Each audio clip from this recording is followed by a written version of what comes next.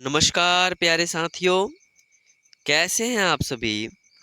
आशा करता हूँ आप सभी बहुत अच्छे होंगे, स्वस्थ होंगे और मन लगा करके आप अपने बिहार बोर्ड की परीक्षा की तैयारी काफ़ी अच्छी तरीके से कर रहे होंगे।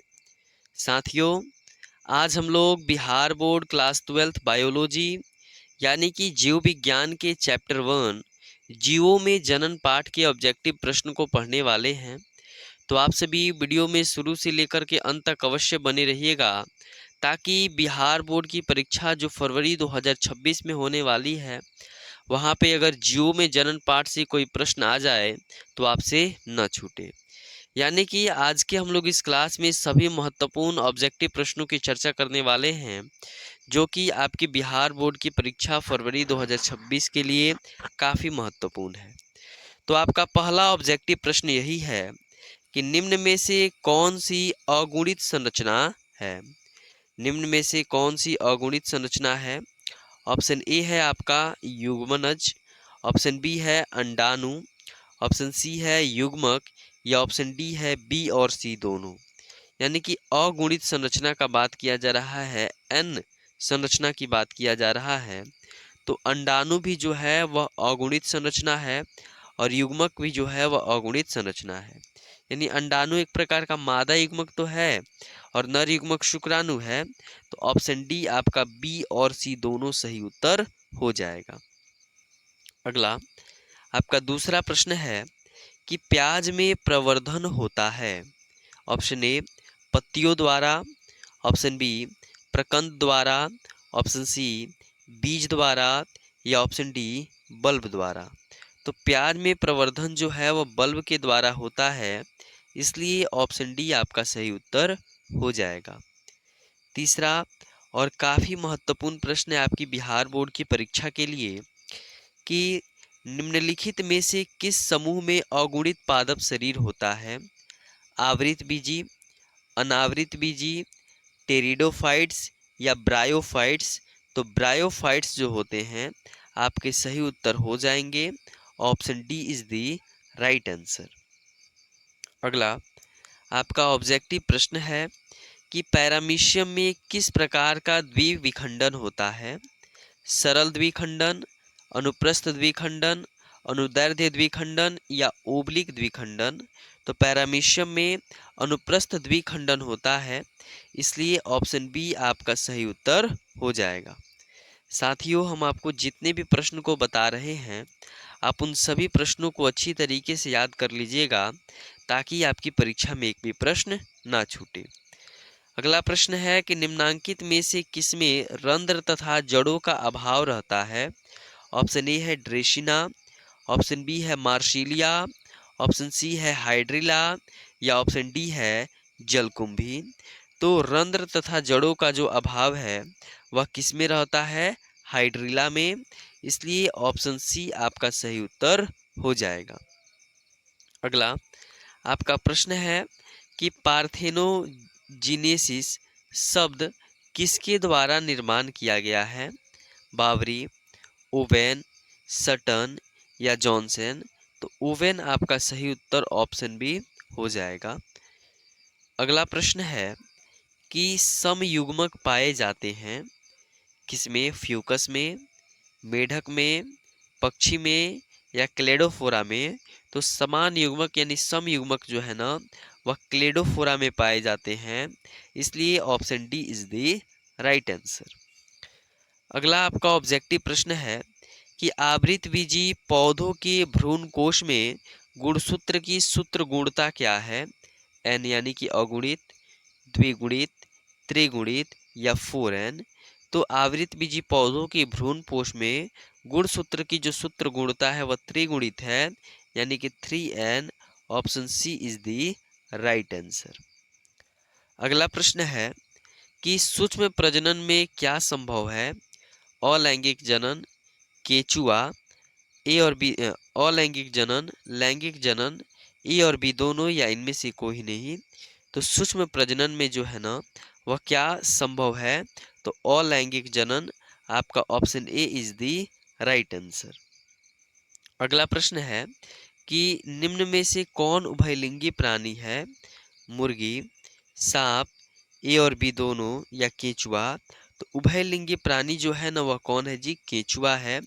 Option D is the right answer.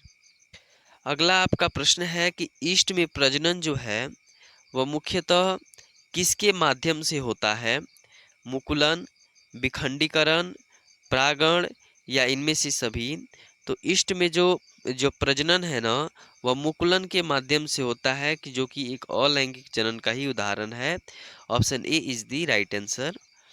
अगला प्रश्न है कि युग्मक सामान्यतः किस प्रकार के होते हैं? हैप्लॉयड, द्विप्लॉयड, पॉलीप्लॉयड, या नलीप्लॉयड। तो युग्मक जो होते हैं ना हमेशा एक गुणित होते हैं, अगुणित होते हैं। Haploid. Option A is the right answer. अगला प्रश्न है कि निम्न में से किसमें पादप काय अगुणित होता है? ऑप्शन ए है शैवाल, ऑप्शन बी है कवक, ऑप्शन सी है ब्रायोफाइट, या ऑप्शन डी है इनमें से सभी। किसमें पादप काय जो होता है वह अगुणित होता है? तो जो आपका सही उत्तर हो जाएगा वह शैवाल में भी पादप काय अगुणित होता है, कवक में भी होता है, ब्रायोफाइट में भी। इसलिए ऑप्शन डी आपका सही उत्तर हो जाएगा। अगला प्रश्न है कि अदरक में कायिक प्रवर्धन किसके द्वारा होता है? राइजोम, जड़, ट्यूबर, या बल्ब। तो अदरक में जो कायिक प्रवर्धन है ना वह राइजोम के द्वारा होता है। Option A is the right answer.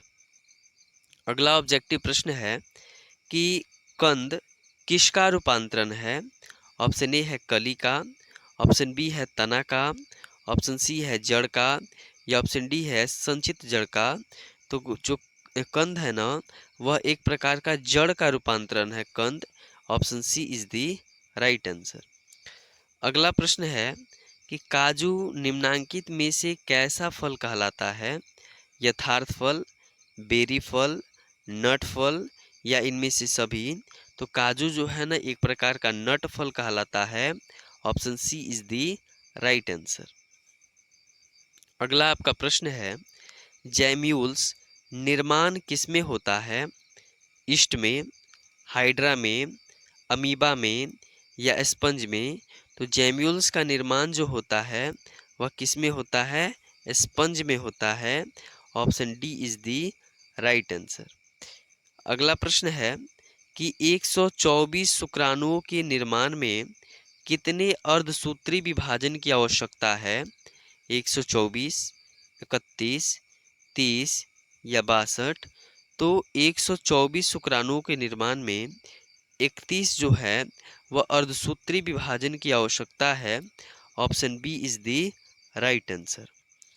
अगला प्रश्न है कि केचुआ प्राणी है एकलिंगी, द्विलिंगी, अलैंगिक, या नपुंसक। तो केचुआ जो है वह द्विलिंगी प्राणी है। Option B is the right answer. अगला प्रश्न है कि इनमें कौन सा भाग अगुणित है? अंडाशय, परागकोश, पराग, या युग्मनज। कौन सा भाग जो है वह अगुणित है? तो जो पराग होता है ना वह अगुणित होता है। Option C is the right answer. अगला प्रश्न है साथियों कि इनमें किसे बंगाल का आतंक कहा गया है? ब्रायोफिलम, जलकुंभी, अगेयो, या केला। तो बंगाल का जो आतंक है ना वह जलकुंभी को ही कहा गया है। इसलिए ऑप्शन बी आपका सही उत्तर हो जाएगा। साथियों हम आशा कर रहे हैं कि आप यह सारे प्रश्नों को अच्छी तरीके से याद भी करते चल रहे होंगे। और साथियों आपको यह वीडियो अच्छी लगे तो अपने मित्रों के साथ अवश्य साझा कर दीजिएगा। प्रश्न है कि इनमें कौन ठहरे हुए पानी में उगकर ऑक्सीजन खींच लेता है? ब्रायोफिलम, जलकुंभी, अगेयो, और केला। तो जलकुंभी जो है ना वह ठहरे हुए पानी में उग जाता है और ऑक्सीजन को खींच लेता है उस पानी से। वह कौन सा है? जलकुंभी। Option B is the right answer.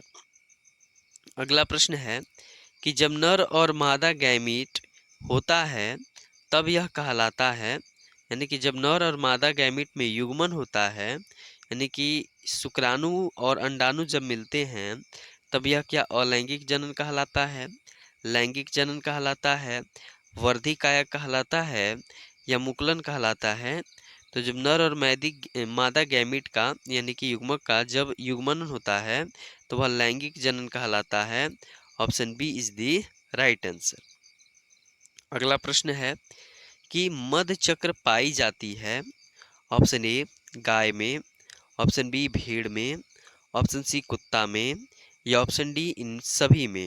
तो जो मध चक्र होता है ना वह गाय में, भेड़ में और कुत्ता इन तीनों में पाया जाता है, इसलिए ऑप्शन डी आपका सही उत्तर हो जाएगा। अगला प्रश्न है कि उच्च श्रेणी के पौधों में निषेचन होता है बाह्य, आंतरिक, जल में या हवा में। तो उच्च श्रेणी के जो पौधे में निषेचन होता है वह कहाँ होता है? तो वह आंतरिक निषेचन होता है।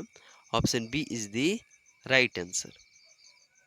अगला प्रश्न है कि स्तनधारी में निषेचन कहाँ होता है?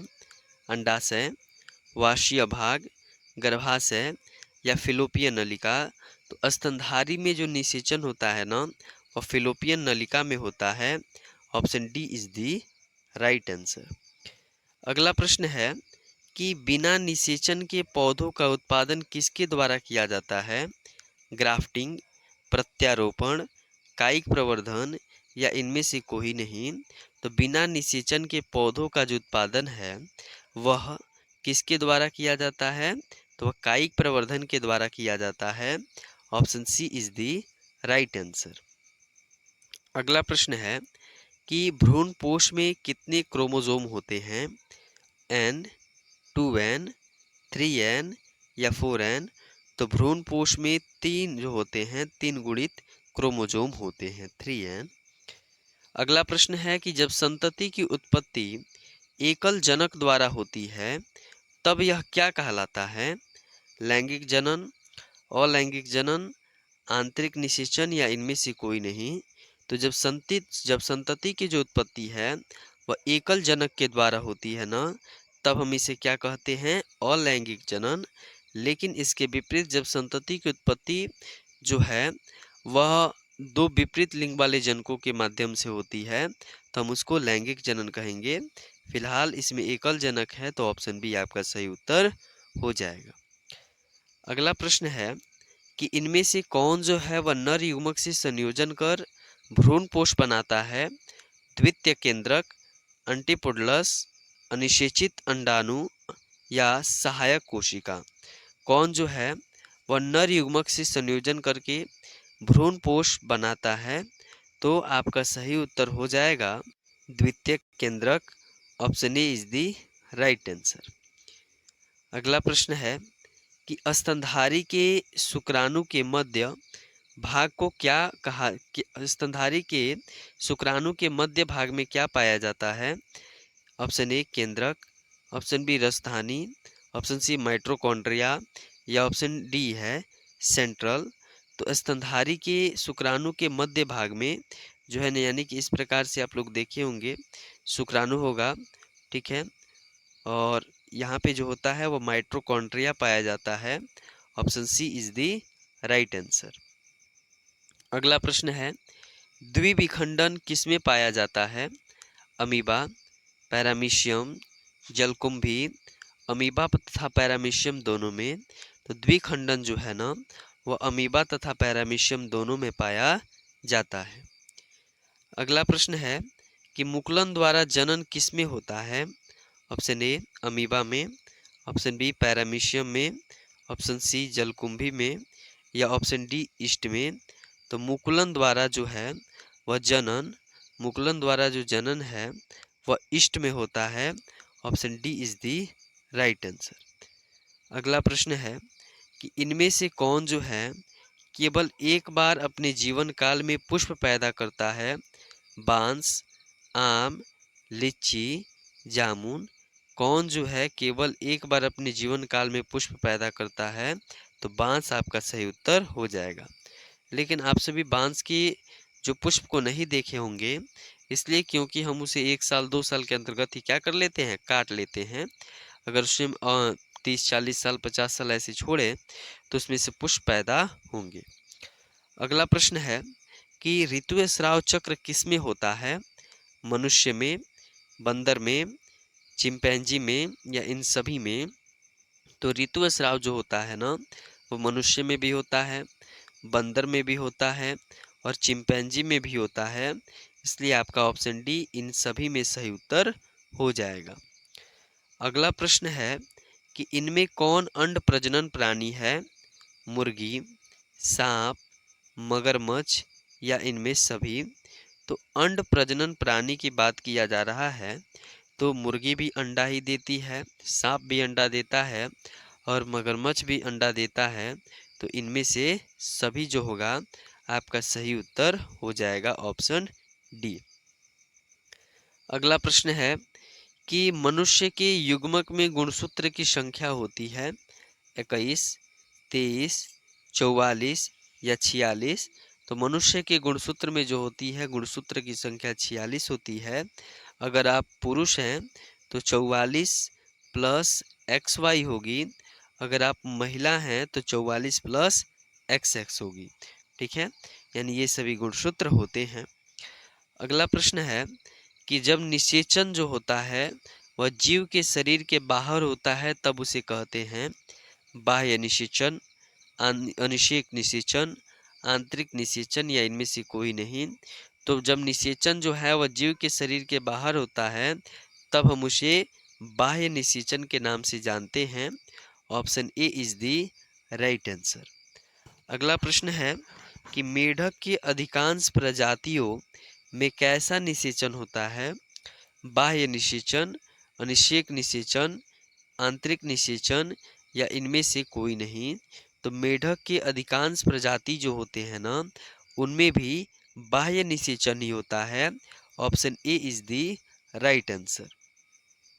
अगला प्रश्न है कि निम्न में जो कौन है वह उभयलिंगी पादप नहीं है?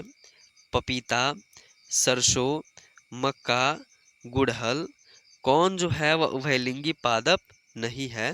तो आपका सही उत्तर हो जाएगा पपीता। Option A is the right answer. अगला प्रश्न है कि निम्नलिखित में से कौन सा जंतु उभयलिंगी नहीं है? जोंक, केचुआ, फीताकृमि या घरेलू मक्खी? यानी कि उभयलिंगी नहीं होने की बात की जा रही है तो घरेलू मक्खी आपका सही उत्तर हो जाएगा। अगला प्रश्न है कि शरीर के बाहर होने वाले निषेचन को क्या कहते हैं? इन विट्रो, इन विवो, दोनों या इनमें से कोई नहीं? तो शरीर के बाहर होने वाला जो भी निषेचन होता है ना हम उसे इन विट्रो के नाम से जानते हैं। Option A is the right answer. अगला प्रश्न आपका नहीं है, बस आपके इतने ही प्रश्न थे चैप्टर 1 से। साथियों आप इन सभी प्रश्नों को अच्छी तरीके से याद कर लीजिएगा ताकि अगर चैप्टर 1 से आपकी परीक्षा में कोई भी ऑब्जेक्टिव आए तो आपसे नहीं छूटे। बहुत बहुत धन्यवाद। मिलते हैं अगले वीडियो में यानी कि चैप्टर 2 के ऑब्जेक्टिव प्रश्नों के साथ। बहुत बहुत धन्यवाद।